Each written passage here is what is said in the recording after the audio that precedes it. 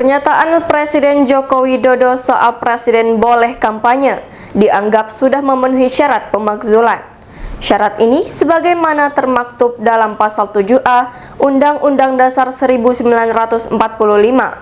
Hal ini diungkapkan pakar hukum tata negara Bivitri Susanti. Menurut Bivitri, pasal tersebut berbunyi, Presiden dan atau Wakil Presiden dapat diberhentikan dalam masa jabatannya oleh Majelis Permusyawaratan Rakyat atas usul Dewan Perwakilan Rakyat, baik apabila terbukti telah melakukan pelanggaran hukum berupa pengkhianatan terhadap negara, korupsi, penyuapan, tindak pidana berat lainnya, atau perbuatan tercela, maupun apabila terbukti tidak lagi memenuhi syarat sebagai presiden dan atau wakil presiden. Adapun pernyataan Jokowi seperti itu terlebih saat didampingi para petinggi militer.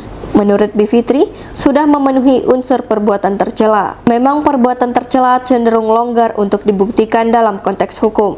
Namun, satu parameter yang dapat dijadikan acuan ialah jabatan dan kewenangan seseorang, yang dalam hal ini Jokowi sebagai Presiden RI. Menurut Bivitri, pernyataan Jokowi mengenai diperbolehkannya Presiden memihak dan berkampanye merupakan salah tafsir dari Undang-Undang Pemilu. Memang dalam Pasal 299 tertera bahwa Presiden dan Wakil Presiden berhak untuk kampanye. Namun jika merujuk pada pasal-pasal berikutnya, yakni Pasal 300, 301, dan 302, maka dapat dipahami bahwa klausul pasal 299 itu dimaksudkan bagi presiden dan wakil presiden petahana alias kembali berkontestasi dalam pemilu. Karena itu, Jokowi tak semestinya menyatakan bahwa dia berhak untuk berkampanye.